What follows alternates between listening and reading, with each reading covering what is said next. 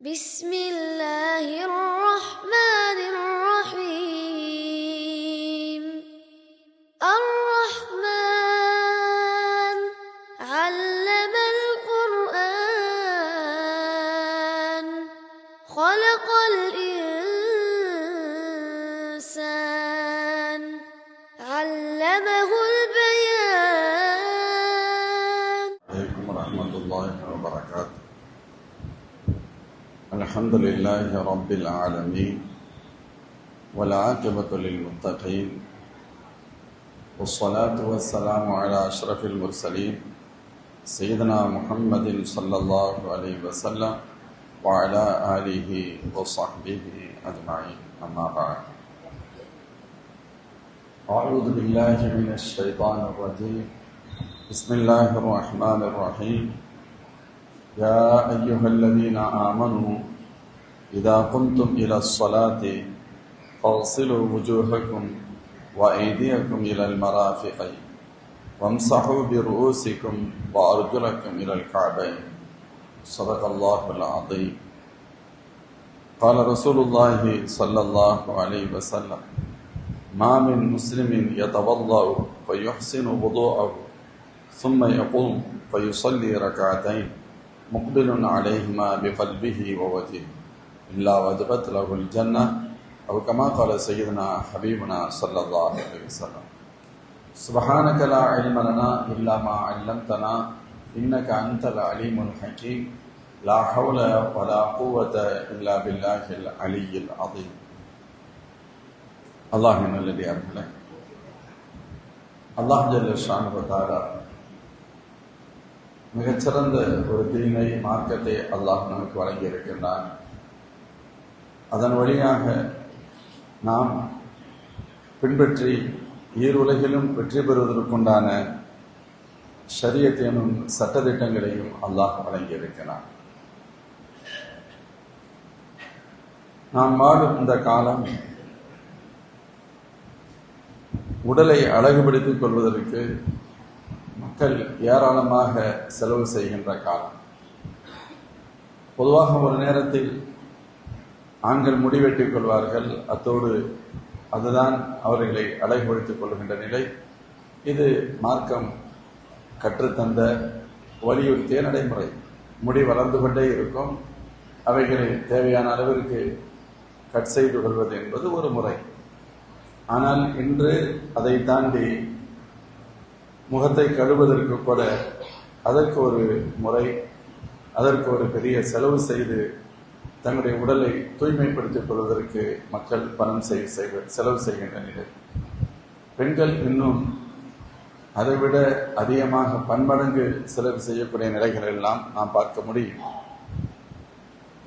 பொதுவாக அவற்றில் ஒன்று முகத்தை கழுவுவது அப்படின்னு சொல்லுவாங்க. கைகால்களை கழுவுவது கூட அதற்கு ஒரு இடத்திற்கு செல்வது, ஆயிரக்கணக்கில் செலவு செய்து திரும்புவதையெல்லாம் நாம் பார்க்கின்றோம். கைகால் முகம் கழுவுதல் என்ற ஒரு சாதாரணமான ஒரு வேலையாக இருக்கலாம். அதற்கும் நிறைய செலவு செய்யப்படுகின்ற இந்த காலத்தில் யோசித்து பார்க்கிறோம்.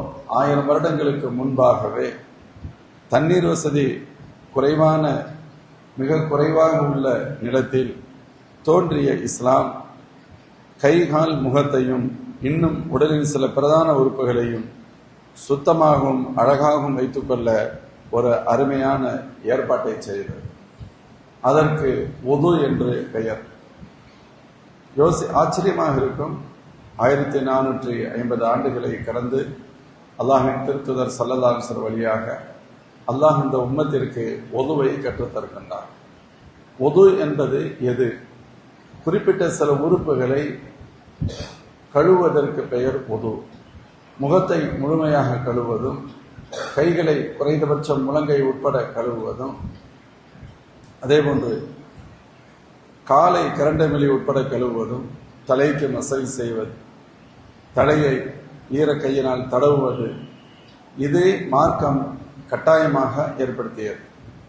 இந்த அமலுக்கு நாம் அரபியில் வுது என்ற வார்த்தை பயன்படுத்தப்படுகிறது. தினமும் அல்லாஹ்வின் திருத்துதர் ஸல்லல்லாஹு அலைஹி வஸல்லம் இந்த வழிகாட்டுதல் இந்த உலகம் முழுவதும் மூமின்களால் பின்பற்றப்படுகிறது. பெருமானார் ஸல்லல்லாஹு அலைஹி வஸல்லம் அன்னவர்களின் சாதனையாக அந்த தீனுல் இஸ்லாத்தின் மிகச்சிறந்த ஒரு சிறப்பிற்குரிய பகுதியாக இருப்பவைகளில் இந்த உதவும் ஒன்று. தொடர்ந்து அல்லாஹ்வின் திருத்தூதர் ஸல்லல்லாஹு அலைஹி வஸல்லம் காலத்திலிருந்து இன்று வரை முஸ்லிம்கள் மிக கவனமாக தொடர்ந்து பின்பற்றுகின்ற மிக முக்கியமான அமல்களில் இதுவும் ஒன்று.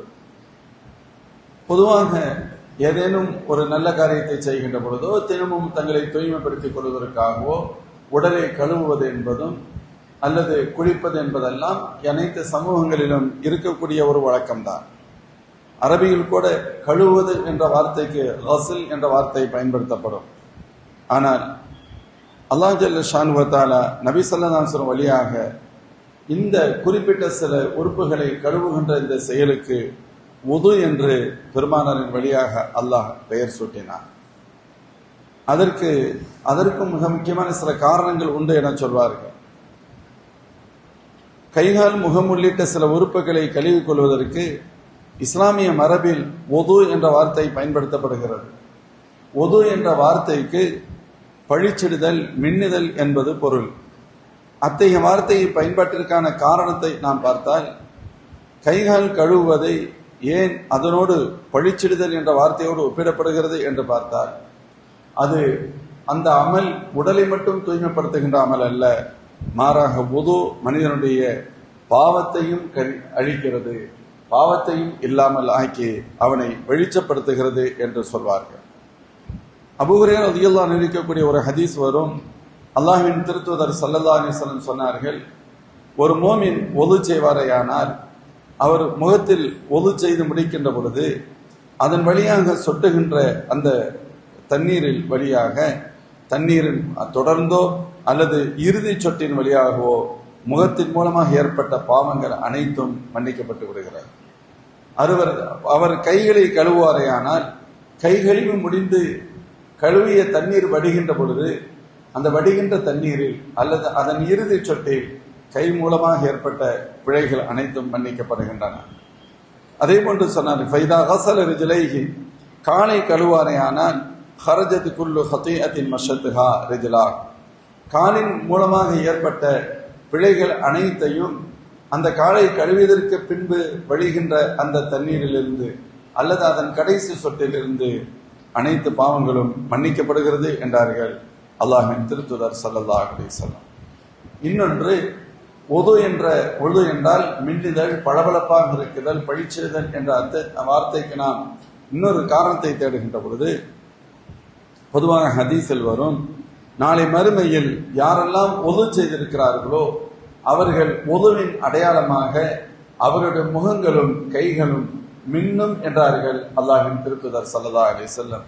மின்னும் என்பது மட்டுமல்ல, அந்த முகம் மற்றும் கைகளில் வெளிப்படுகின்ற பிரத்யேகமான அடையாளத்தை கொண்டு அல்லாஹ்வின் திருத்தூதர் ஸல்லல்லாஹு அலைஹி வஸல்லம் அவர்களை அந்த மக்களை அடையாளம் கண்டு கொள்வார்கள் என சொல்லப்படுகிறது. என் உம்மத்தினரை நான் அடையாளம் கண்டு கொள்ள முடியும் என்று பெருமானார் கூறுகின்ற பொழுது சஹாபாக்கள் கேட்டார்கள், யா ரசூலல்லாஹ், இப்பொழுது இல்லாமல் இன்னும் நீண்ட நெடுங்காலம் பல்லாயிரம் ஆண்டுகள் உங்களுடைய உம்மத்து வரப்போகிறார்கள், அவர்களெல்லாம் நீங்கள் பார்த்ததில்லையே, அப்படி இருக்கின்ற பொழுது தங்கள் உம்மத்தினர் எல்லோரையும் நீங்கள் எப்படி அடையாளம் கண்டு கொள்வீர்கள் என பெருமானார் ஸல்லல்லாஹு அலைஹி வஸல்லம் சஹாபாக்களிடம் கேட்ட பொழுது அல்லாஹ்வின் திருத்தூதர் ஸல்லல்லாஹு அலைஹி வஸல்லம் சொன்னார்கள், ஒரு கால்நடைகள், ஆடு இருக்கிறது அல்லது மாடு உண்டு, அனைத்து மாடுகளும் கருப்பாக இருக்கின்ற பொழுது ஒரு சில மாடுகளின் முகங்களும் கைகால்களும் வெண்மையாக இருந்தால் அதை கண்டுபிடிப்பதில் உங்களுக்கு என்ன சிரமம் இருக்கும் என்றார்கள் பெருமானார். சிரமம் இருக்காதல்லவா? அதை போன்று என் உம்மத்தினரை நான் கண்டுகொள்வேன். வமல்லம் அர குர்ரம் முஹஜ்ஜலீன மின் அஸரி துஹூர், அவர்கள் வுது செய்ததால் குர்ரம் முஹஜ்ஜலீனாக எழுப்பப்படுவார்கள். அவருடைய முகங்களும் அவருடைய கைகால்களும் மட்டும் வெண்மையாக பிரகாசித்துக் கொண்டிருக்கும். அதை நான் வைத்து என் உம்மத்தை அடையாளம் கண்டுகொள்வேன் என்றார்கள் அல்லாஹ்வின் திருத்தூதர் ஸல்லல்லாஹு அலைஹி வஸல்லம். முஃமின்களே, மேலும் ஸல்லல்லாஹு அலைஹி வஸல்லம் ஹதீஸில் சொல்வார்கள், எந்த ஒரு முஸ்லிம் வுது செய்கிறார் அதை முறையாக சரியாக செய்கிறார், சரியாக செய்துவிட்டு வுதுவிற்காக 2 ரக்காயத்து தொழுது கொள்கிறார், அந்த தொழுகையில் முழுமையாக வேறு சிந்தனைகள் இல்லாமல் இறையச்சத்தோடு தொழுது விடுவாரேயானால் அந்த ஒழுவும் அவருடைய 2 ரக்காத்து தொழுகையும் அவருக்கு சொர்க்கத்தை வாஜிபாக்கிவிடும் என்றார்கள். இல்லா வஜபத்துல்லஹுல் ஜன்னா, அல்லாஹ்வின் திருத்தூதர் ஸல்லல்லாஹு அலைஹி வஸல்லம். மேலும் பெரிதொரு ஹதீஸில் ஸல்லல்லாஹு சொன்னாங்க, ஒது செய்த இடங்களை நகைகள் அலங்கரிக்கும் என்றார்கள் பெருமானார். தபுலுகுல் ஹில்யத்து மினல் முஃமின் ஹைஸு யபுலுகுல் வுது, ஒரு மோமின் ஒது செய்கின்ற பொழுது எந்தெந்த இடங்களிலெல்லாம் ஒது செய்கிறாரோ அந்த இடங்கள் எல்லாம் நகைகளை கொண்டு அலங்கரிக்கப்படும் என்று சொல்லப்படுகிறது. இந்த உலகத்தில் ஹராமானது மறுமையில் அல்லாஹ் அனுமதிப்பான். அவர்களுக்கு இதன் அடையாளமாக உயர் அணிகலன்கள் அணிவிக்கப்படும். மேலும் குளிர் போன்ற காலங்களில் சிரமமான ஒரு சூழலில் கூட ஒதுவை சிறப்பாக செய்கின்ற பொழுது கிடைக்கக்கூடிய பலனை எம்பெருமானார் ஸல்லல்லாஹு அலைஹி வஸல்லம் சொன்ன நேரத்தில் இப்படி குறிப்பிட்டார்கள், தோழர்களே, மோமின்களே, அலா அதுல்லுக்கும் அலாமா யம்ஹுல்லாஹு பிஹி அல் ஹதாயா வ யர்ஃபஉ பிஹி அத்-தரஜாத். தோழர்களே, உங்களுக்கு ஒரு காரியத்தை நான் சொல்லித் தரட்டுமா? அதை சரியாக செய்தால் உங்களுடைய பாவங்கள் எல்லாம் அழிந்து போய்விடும், உங்களுடைய அந்தஸ்துகள் மென்மேலும் உயரும். அத்தகைய ஒரு அமலை நான் சொல்லித்தரவா என கேட்க சஹாபாக்கள் அவசியம் கற்றுத்தாருங்கள் யாரும் சொல்லலாம் என சொல்ல ஸல்லல்லாஹு அலைஹி வஸல்லம் 3 விஷயங்களை சொன்னார்கள். அதில் ஒன்று இஸ்பாதுல் வுதுஇ அலல் மகாரிஹி, சிரமமான நேரங்களிலும் வுதுவை முழுமையாக செய்வர். சிரமமான நேரங்களிலும் வுதுவை முழுமையாக செய்வர். குளிர் கஷ்டமா இருக்கு அல்லது தண்ணீர் குறைவா இருக்குன்னு வச்சுக்கோங்களேன், அந்த நேரத்தில் கூட கஞ்சத்தனமின்றி தாராளமாக முறையாக கழுவு, வீண் வரையும் கூடாது என்பது வேறு. கடுமையாக குளிர்காலமாக இருக்கிறது, அப்பொழுதும் அந்த குளிர்ந்த நிலையிலும் கூட கழுவ வேண்டிய உறுப்புகளை பட்டும்படாமல் செய்யாமல் முழுமையாக சரியாக உது செய்வர்.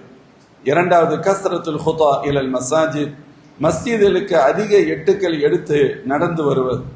அதிக எட்டுக்கள் எடுத்து நடந்து வருவது என்று சொன்னால் சற்று தூரமாக இருக்கிறது, சின்ன சின்ன எட்டுகள் என்பது பொருள் அல்ல.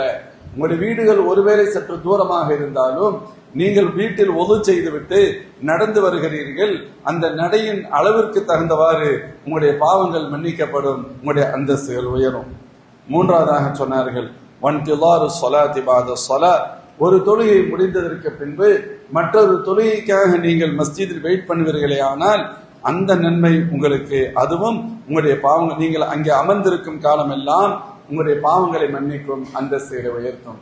சில சமயத்தில் பார்க்கலாம், சில நல்லோர் அசர் தொழுதுட்டு அப்படியே ஏதாவது திக்ர் செஞ்சுட்டு இருப்பாங்க, தஸ்பீஹ் ஓதிக்கிட்டு இருப்பாங்க, குர்ஆன் ஷரீஃப் ஓதிக்கிட்டு இருப்பாங்க, அப்படியே மக்ரிப் தொழுவார். அல்லது மக்ரிப் தொழுது விட்டு பள்ளியிலேயே அமர்ந்து திக்ர் செய்யலாம், தஸ்பீஹாத் ஓதலாம், அல்லது நஃபிலான தொழுகைகள் தொழலாம், குர்ஆன் ஷரீஃப் ஓதலாம், அப்படியே இஷா தொழுதுட்டு போவாங்க. இவர் இங்கே அமர்ந்திருப்பதற்கு வேறு காரணங்கள் இல்லை. யாராவது ஒரு நண்பர் வரைன்னு சொன்னாங்க பார்க்கறதுக்கு, மஸ்ஜிதை அடையாளப்படுத்தி இருந்தோம் அப்படின்னு சொன்னா அது வேற கணக்கு. அப்படிலாம் ஒன்றும் இல்லை, வேறு எந்த தேவைகளும் இல்லை, அல்லது வெளியே போக முடியல அதற்காக ரெஸ்ட் எடுக்கிறதுக்காக பள்ளியில் இருக்கோம் ஒரு அப்படியும் இல்லை. மாறாக ஒரு தொழுகை முடிந்துவிட்டு நான் அடுத்த தொழுகையும் தொழுது விட்டு செல்கிறேன், வேறு தேவைகள் பெரிதாக இல்லை, நான் வெளியே சென்று நேரத்தை வேஸ்ட் செய்யாமல் அல்லாஹ்வுடைய இல்லத்தில் அமர்ந்து ஏதேனும் தஸ்பீஹ் திக்ர் செய்து அல்லது குர்ஆன் ஷரீஃப் ஓதிக்கொண்டு நான் அடுத்த தொழுகை வரை வெயிட் பண்ணி தொழுது விட்டு செல்வேன் என்ற எண்ணத்தில் இருந்தால் ஸல்லல்லாஹு அலைஹி சொன்னாங்க, அவர் வெறுமனே அமர்ந்திருந்தாலும் சரி, அவருடைய அந்த அமர்ந்திருத்தல் பாவங்களை மன்னிக்கும், அந்தஸ்தை உயர்த்தும் என்றார்கள் பெருமானார் ஸல்லல்லாஹு அலைஹி வஸல்லம். ஒரு மூமினுடைய பாவங்கள் மன்னிக்கப்படுவதற்கும் நன்மைகள் அந்தஸ்துகள் கூடுவதற்குமான முக்கியமான 3 அமல்களில் ஒன்றாக சிரமமான நேரத்திலும் உதுவை முழுமையாக செய்தல் வருகிறது. மேலும் உதுவின் மூலம் ஷைத்தான் துரத்தப்படுகிறான். அல்லாஹ்வின் திருத்தூதர் ஸல்லல்லாஹு அலைஹி சொல்வார்கள், கோபம் வருகின்ற பொழுது உங்களுக்கு கோபம் ஏற்படுகிறதா? கோபம் ஷைத்தானின் தரப்பிலிருந்து ஏற்படுகிறது. இன்ன ஷைத்தானு குலிக மினன் நார், ஷைத்தான் நெருப்பால் படைக்கப்பட்டவன். இன்னமா துத்ஃபஉன் நாரு பில் மா, நெருப்பு தண்ணீர் மூலமாகத்தான் அணைக்கப்படும். எனவே ஃபைதா கதிப அஹதுக்கும் ஃபல்யதவத்த, உங்களில் ஒருவருக்கு கோபம் ஊட்டப்பட்டால் அவர் ஒது செய்து கொள்ளட்டும் என்றார்கள் அல்லாஹ்வின் திருத்தூதர் ஸல்லல்லாஹு அலைஹி வஸல்லம். இந்த ஹதீஸ் அபூ தாவூத் ஷரீஃபில் வரும். மேலும் உதுவின் மூலமாக சிறப்புகளை இந்த ஹதீஸில் எண்ணற்ற ஹதீஸில் பார்க்க முடியும். ஒரு மோமின் தூங்குகின்ற பொழுது ஷைத்தான் அவனுடைய தலையில் முடிச்சு போடுகிறான் என்றார்கள் ஸல்லல்லாஹு அலைஹி வஸல்லம். ஷைத்தான் போடுகின்ற முடிச்சுகளை அவிழ்ப்பதில் முக்கியமான ஒரு பங்கு உது வகிக்கும். அபூ ஹுரைரா ரலியல்லாஹு அன்ஹு அறிவிக்கக்கூடிய ஒரு ஹதீஸ், அல்லாஹ்வின் திருத்தூதர் ஸல்லல்லாஹு அலைஹி சொன்னார்கள், யாகிது ஷைத்தானு அலா காஃபியத்தி ரஅஸி அஹதிக்கும் இதா ஹுவ நாம, சலாச முகதின், ஒரு மோமின் ஒரு முஸ்லிம் தூங்கி விட்டாரையானால் அவருடைய தலையில் ஷைத்தான் 3 முடிச்சுகளை போடுகின்றான் முன்னெற்றியில். அந்த ஒவ்வொரு முடிச்சிலும் சொல்லப்படுகின்ற தகவல், அலைக லைலுன் தவீலுன் ஃபர்குத், உனக்கு நீண்ட நேரம் இருக்கிறது தூங்கு என்று சொல்லப்படும். நீண்ட இரவு உண்டு, தூங்கு தூங்கு. நம்ம எந்திரிக்கிறோம், காலையில எந்திரிக்கிறோம், இன்னும் டைம் இருக்கு படுத்துறோம். எப்படி நீண்ட நேரம், இரவு, நீளமான இரவு உண்டு, நீ தூங்கு என்று 3 முடிச்சுகள் போடப்படுகிறது.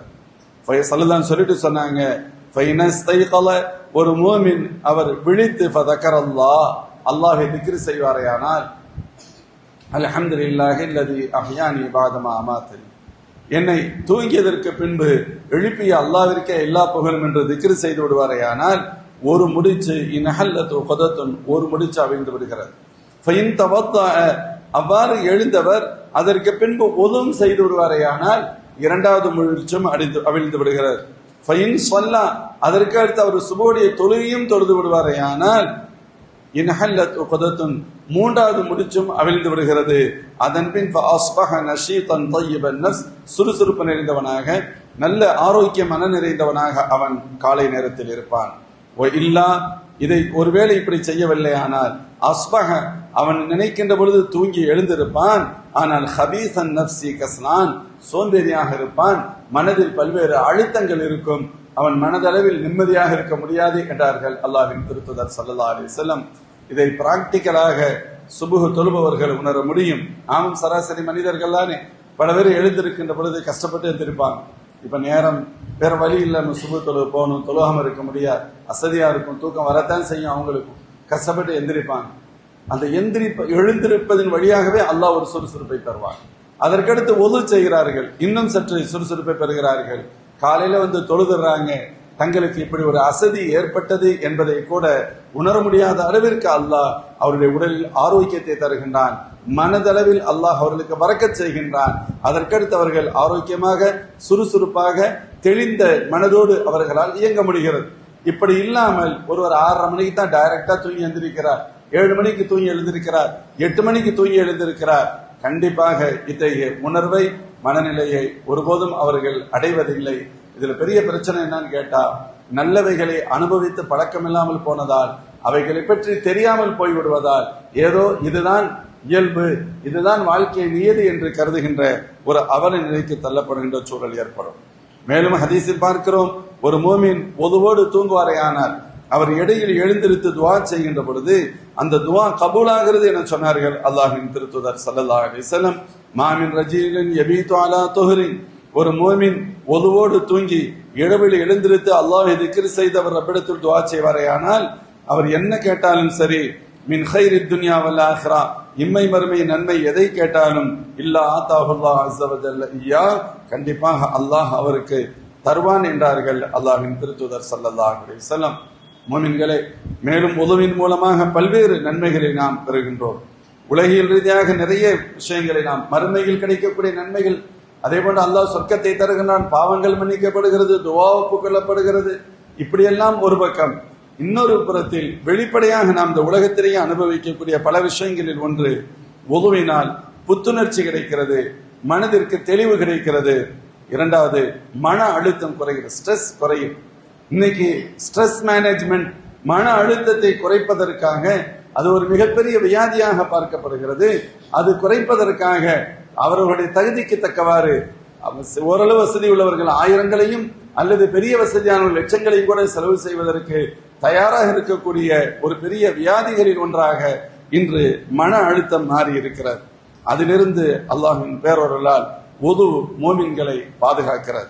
மேலும் நம்முடைய கை கால்கள், வெளியில நம்ம நடக்கிறோம், யோசிச்சு பார்த்தோம்னா தெரியும், அல்லாஹ்வின் திருத்தூதர் ஸல்லல்லாஹு அலைஹி வஸல்லம் முகம், கை, கால் கழுவ சொல்றாங்க. நம்ம அல்லாஹ் பெரும்பாலும் ஒரு ட்ரெஸ், எல்லாரும் அவங்களுக்கு தகுந்தவாறு ஒரு ட்ரெஸ் போட்டு இருக்கோம். அந்த ட்ரெஸ்ஸின் வழியாக உடலுடைய பல்வேறு பகுதிகள் மறைக்கப்பட்டிருக்கிறது.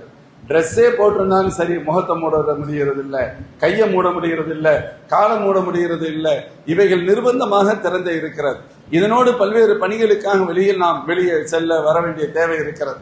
இப்பொழுது வெளியில் இருக்கக்கூடிய அந்த தூசுகளின் வழியாக கிருமிகள் அந்த ஓப்பனாக வெளியில தெரியக்கூடிய இடங்களில் ஒற்றிக்கொள்ளத்தான் செய்யும். இப்பொழுது அவ்வப்பொழுது நாம் ஒது செய்கின்ற பொழுது அந்த கிருமிகள் அகன்று அதனால் ஏற்படக்கூடிய நோய் நொடிகளுக்கு பாதுகாப்பு கிடைக்கிறது. அல்லாஹ் ஜல்ல ஷானுஹு வ தஆலா எவ்வளவு பெரிய நியாமத்தை இந்த உம்மத்திற்கு ஒதுவின் வழியாக தருகிறான். சொல்லுவாங்க, இது போன்ற கிருமிகள் உள்ளே செல்கின்ற பொழுது அதன் மூலமாக பல்வேறு நோய்கள், பன்றி காய்ச்சலை விட்டும் பாதுகாப்பு பெறுவதற்காக கைகளை அடிக்கடி கழுவ சொல்வார்கள் மருத்துவர்கள். அந்த நோயிலிருந்து பாதுகாப்பு கை கழுவிக்கிட்டே இருக்கு அடிக்கடி. அதுவும் கொரோனாவுடைய காலத்திற்கு பின்பு இன்னும் அதிகம் சொல்லப்பட்டது. கொரோனா காலத்துல ரொம்ப முக்கியத்துவம், கைகால்களை கழுவி கொள்ளுங்கள். அப்படி நினைத்து நாம் சந்தோஷப்பட்டோம்.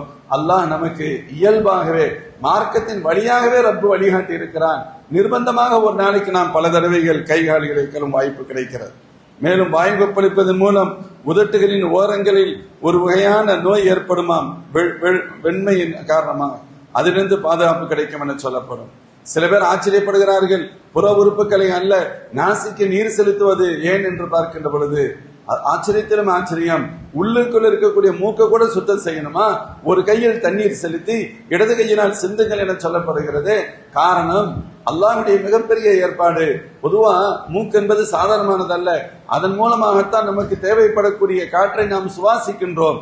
அதை பில்டர் பண்ணி தர்றதுக்காக அல்லாஹ் மூக்கிற்குள் கூட மென்மையான முடிகளை ரப்பு வைத்திருக்கிறார். சல்லடைகளாக அவைகள் அது ஒரு இது பண்ணி பில்டர் பண்ணி தான் நமக்கு உள்ள அனுப்புது. இப்பொழுது இந்த மூக்கு கூட அது தூசுகளை விட்டும் அழுக்குகளை விட்டும் கிருமிகளை விட்டும் சுத்தமாக இருந்தால் நாம் சுவாசிக்கின்ற அந்த காற்றும் ஆக்சிஜனும் மிக தூய்மையானதாக இருக்கும். அதனால் தான் மூக்கையும் சுத்தப்படுத்துங்கள் என்று மார்க்கம் சொல்லித் தருகிறது. இது எவ்வளவு பெரிய நன்மை தரும் காரியம். அல்லாஹ் ஜல்ல ஷானுஹு வ தஆலா இந்த உம்மத்திற்கு தருகின்ற மிக முக்கியமான, அதுல இன்னொன்று முக்கியமா சொல்லுவாங்க, அல்லது உடலை கழுவுங்கள் சுத்தப்படுத்திக் கொள்ளுங்கள் என்று உலகம் முழுவதும் சொன்னாலும் யாரும் தலையை காதிற்கு பின்புள்ள கழுத்து பகுதியை தண்ணீர் தொட்டு தடவுவது என்பது உலகில் எந்த நாகரிகம் பற்றி பேசுகின்ற சமூகமும் சிந்திக்காத ஒரு செயல். தலைக்கு மசேஜ் செய்ய யாரும் சொல்லவே இல்லை. தலைக்கு மசேஜ் செய்ய எங்கேயும் இல்லை. காதுகளுக்கு மசேஜ் செய்கின்றோம், ஈர கையினால் தடவுகின்றோம். கழுத்தை பிடரி பகுதியை ஈர கையினால் தடவுகின்றோம். இது உதுவின் மூலமாக ஏற்படுகிறது. இதை பற்றி மருத்துவ முடிவுகள் அல்லது மருத்துவத்தினுடைய பல்வேறு மிகப்பெரிய ஆய்வாளர்கள் கூறுகின்ற தகவல்கள் நமக்கு ஆச்சரியமாக இருக்கும். ஒரு வரலாறு ஒன்றை சொல்கிறேன். பிரான்ஸ் நாட்டில் ஒரு மனிதர் ஒது செய்து கொண்டிருக்கிறார். அதை ஒரு மருத்துவர் பார்த்து ஆச்சரியப்பட்டார். இவர் என்ன இப்படி ஏதோ ஒன்று செஞ்சுக்கிட்டே இருக்கிறாரு அப்படின்னு சொல்லி. அப்பொழுது அவரை பார்த்து கேட்டார் மருத்துவர், டாக்டர் நீங்கள் எந்த ஊருன்னு கேட்கிறார். அவர் ஒரு பாகிஸ்தான்காரர், நான் பாகிஸ்தானின்னு சொல்றார். அப்படியா, உங்கள் நாட்டில் மனநிலை பாதிக்கப்பட்டவர் எவ்வளவு பேர் இருக்கிறார்கள் என்று டாக்டர் கேட்கிறார். இல்லை, பெரிய அளவில் அதிகம் இல்லை, சில மருத்துவமனைகள் மட்டுமே உண்டு தேவைக்காக என்று பதில் சொல்கிறார். அப்பொழுது அந்த மருத்துவர் கூறினாராம், நீங்கள் இப்பொழுது செய்தீர்களே, ஏதோ ஒரு முகத்தை கழுவுனீங்க, கையை கழுவுனீங்க, இப்படிலாம் செஞ்சீங்களே, இத நீங்க டெய்லி செய்வீங்களான்னு அப்படி கேட்டிருக்கிறார். அதற்கு அவர் அந்த சகோதரர், முஸ்லிம் சகோதரர் சொன்னார், தினமும் மட்டுமல்ல, தினமும் ஒரு நாளைக்கு குறைந்தபட்சம் 5 தடவையாவது செய்ய வேண்டிய தேவை எங்களுக்கு ஏற்படும். அது அல்லாமல் உதவி செய்வது என்பது வேறு. பரலான தொழிலுக்கு உதவி செய்தால் கூட 5 தடவைகள் தேவை இருக்கிறது. நாங்கள் குறைந்தபட்சம் ஒரு நாளைக்கு 5 தடவை இப்படி செய்வோம். ஆச்சரியம் அடைந்த அந்த டாக்டர் நிபுணர் சொன்னார், தன்னை அறிமுகப்படுத்திவிட்டு, தான் யார், ஒரு பெரிய டாக்டர் அறிமுகப்படுத்திவிட்டு அவர் சொன்னார், பிரான்ஸ் நாட்டில் எங்கு நோக்கிலும் மனநிலை பாதிக்கப்பட்டோர் அதிகம், அதற்கான மருத்துவமனைகளும் அதிகம் உள்ளது. இதை பற்றி நாங்கள் ஒரு குழு ஆய்வு செய்தோம். ஏன் இப்படி ஏற்படுகிறது, எதனால் இந்த அளவிற்கு மக்கள் மன ரீதியாக பாதிக்கப்படுகிறார்கள் என்று நாங்கள் ஆய்வு செய்தோம். அந்த ஆய்வின் முடிவில் இயற்கையாகவே மனிதனுடைய மூளை பகுதியிலிருந்துதான் உடல் முழுக்க உத்தரவுகள் வெளிப்படுகின்றன. குறிப்பாக மூளையிலிருந்து மெல்லிய நரம்புகள் கழுத்தின் பின்பகுதி வழியாக முழு உடலுக்கும் செல்கிறது. ஒரு நாளைக்கு 3 தடவையாவது தண்ணீரால் கழுத்து பகுதியை தடவினால் மனநோயை தவிர்க்கலாம் என்று நாங்கள் கண்டுபிடித்தோம். அது மட்டுமல்ல, இவ்வாறு தொடர்ந்து செய்தால் கழுத்து பக்கவாதம் என்று சொல்லப்படுகின்ற நோயும் ஏற்படாது என்று அந்த மருத்துவர் கூறினார். எவ்வளவு பெரிய விஷயம். அல்லாஹ் ஜல்ல ஷானுஹு வ தஆலா அந்த உம்மத்திற்கு ஸல்லல்லாஹு அலைஹி வஸல்லமுடைய சுன்னத்தான அமல்களின் வழியாக அது மறுமை சொர்க்கம், அது மட்டுமின்றி உலகத்திலும் சிறந்ததையே ரப்பு தருகிறான் என்பதை நாம் பார்க்க முடியும். மேலும் ஆதலால் தான் எப்பொழுதும் உதுவோடு இருக்க முயற்சி செய்வது. பொதுவாக தொழுகைக்காக உதவி செய்வது என்பது ஒன்று, தொழுகைக்கு உதவி செய்வது. ஒது முறிந்து விட்டது, யூரின் போயிட்டோம் அல்லது காற்று போய்விட்டது, இதனாலதான் ஒது முறியும். சில பேர் நினைச்சுக்கிறது சாப்பிட்டா ஒது முறிஞ்சிருமா, தொப்பியை கலட்டினா ஒது முறிஞ்சிருமா, பெண்கள் தங்களுடைய தலையிலிருந்து ஒருவேளை துணி விலகினால் ஒது முறிந்து விடுமா, இது மாதிரியான சந்தேகங்கள் வரலாம். தேவையே இல்லை. அதாவது உண்ணுவதாலோ பருகுவதாலோ கண்டிப்பாக ஒது முறிவது இல்லை. மாறாக முன்பின் துவாரங்களின் வழியாக ஏதேனும் வெளிப்படுமானார் அல்லது அவர் இப்ப உட்கார்ந்துகிட்டு தொழுகை நேரம் இருக்கு, ஜும்மாவில் கூட சில பேர் தூங்கிடும், அசதியா இருக்கு, நல்ல ஃபேன் ஓடுது, அசத்து பயான் செய்யறது ஆராட்டுற மாதிரி இருக்கு, ஒரே டென்ஷன், பள்ளியாசலுக்கு வந்தா தான் கொஞ்சம் சுக்குன் இருக்கு, அதுல தூக்கம் வந்துடுது, தூங்கிடும். நன்றாக பித்தட்டை அழுத்தி ஒருவர் தூங்குகிறார். ஒரு வகையான அது அரைகுறையான தூக்கம், ஒரு தூக்கமாவும் இருக்கும் முழிப்பாவும் இருக்கும். இந்த தூக்கம் ஒதுவை முறிக்காது. இது அல்லாம காலை தூக்கிட்டு ஒரு மாதிரியா உட்கார்ந்து இருந்தாங்க, அப்ப நல்லா தூங்கிட்டான்னு சொன்னா ஒது முறிந்ததாக. பொதுவா தூக்கம் ஒதுவை முறித்து விடும்.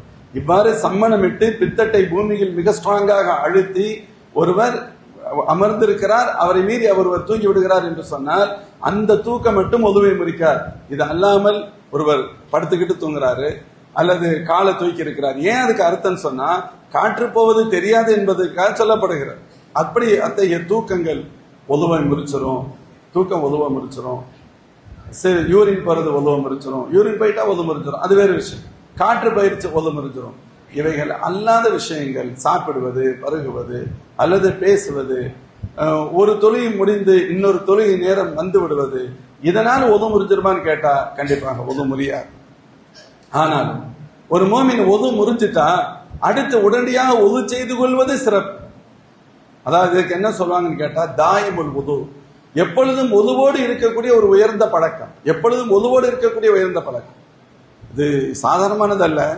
அல்லாஹ்வின் திருத்தூதர் ஸல்லல்லாஹு அலைஹி வஸல்லம் மேராஜ் நிகழ்வுக்கு பின்பு ஹஸரத் பிலால் ரலியல்லாஹு அன்ஹு இடத்துல கேட்கிறாங்க, பிலால், சொர்க்கத்துல உங்களுடைய காலடி வரிசையை நான் கேட்டேன் அப்படின்னு சொல்றாங்க. சொர்க்கத்தில் உங்களது காலடி வரிசையை கேட்டேன். பிலால், அப்படி என்னமா நீங்க அமல் செய்றீங்கன்னு கேட்டாங்க ஸல்லல்லாஹு அலைஹி வஸல்லம். பிலால் ரலியல்லாஹு அன்ஹு சொன்னாங்க, யார சொல்ல என்கிட்ட ஒண்ணு இல்லை அப்படின்னு சொன்னாங்க. பெருந்தன்மையா சொன்னாங்க, ஒண்ணு இல்லை சொல்லிட்டு அப்புறம் சொன்னாங்க, ஒருவேளை பின்னால் ஞாபகத்துக்கு வந்திருக்கலாம் அல்லது அடக்கமாக ஒரு கபல்ல சொல்லிவிட்டு அப்புறம் சொல்லி இருக்கலாம், ஒருவேளை இது காரணமாக இருக்கலாம் என்று. யார சொல்ல என்னிடத்தில் ஒன்றும் இல்லை, ஆனால் நான் இப்படி ஒரு காரியத்தை செய்வேன். என்ன செய்வீங்க? எப்பொழுதும் ஒதுவோடு இருப்பேன். எப்பொழுதும் ஒதுவோடு இருக்குன்னு அர்த்தம், ஒது முறிந்து விட்டால் உடனடியாக ஒது செய்வேன். தொழுகைக்கு கண்டிப்பா ஒளி செஞ்சுதான் ஆகணும், தவாஃபுக்கு ஒளி செஞ்சுதான் ஆகணும், குர்ஆனை தொடர்ந்தா ஒது செஞ்சுதான் ஆகணும். சில காரியங்களுக்கு ஒது இல்லாமல் நடக்கவே செய்யாது, அது வேறு. ஆனா இப்ப ஒருத்தர் காலையில 11 மணிக்கு ஒது முறிஞ்சிருச்சு, லுஹர் 1:30 மணிக்கு தொலை போறோம், தேவையில்லை. இல்ல, ஒது முறிஞ்சிருச்சுன்னா நான் ஒது செஞ்சிருவேன். ஒது முறிந்து விட்டால் உடனடியாக ஒது செய்வேன். மேலும் ஒது செய்வது மட்டுமல்ல, ஒதுவிற்கான 2 ரக்காத்து காணிக்கை தொழுகைன்னு இருக்காது, ஒதுவுக்கான 2 ரக்காத்து தொழுகை. அதுதான் ஸல்லல்லாஹு சொன்னாங்க, சரியாக ஒது செய்து 2 ரக்காத்துகள் தொழுது அந்த தொழுகை இஹ்லாஸோடு அமையுமானால் உங்களுக்கு சொர்க்கம் வாஜிப்னு ஸல்லல்லாஹு சொன்னது சொன்னாங்க. யார சொல்லலாம், எப்பொழுதும் ஒது முடிந்து விட்டால் ஒது செய்து விடுவேன், அதற்காக 2 ரக்காத் தொழுது வருவேன், அவ்வளவுதான் ஸல்லல்லாஹு சொன்னாங்க. ஃபதாக், ஆம், அதுதான் சொன்னாங்க. இதுதான் உங்களுக்கு இந்த அந்தஸ்தை கொடுத்தது, ஒதுவை எப்பொழுதும் ஒதுவோடு இருப்பது. மேலும் நிறைய ஹதீஸ்கள் வரும் ஒதுவுடைய உயர்வை பற்றி. ஒதுவோடு ஒருவர் இரவில் படுத்தார், ஒருவேளை இறந்து விட்டார், ஸல்லல்லாஹு சொன்ன ஓழ்த்திய ஷஹாதா, ஷஹீதின் அந்தஸ்து அவருக்கு வழங்கப்படும் என்றார்கள் அல்லாஹ்வின் திருத்தூதர் ஸல்லல்லாஹு அலைஹி வஸல்லம். முஃமின்களே, இப்படி ஒதுவை பற்றி நிறைய சிறப்புகளை நாம் ஹதீஸின் வழியாக பார்க்கலாம்.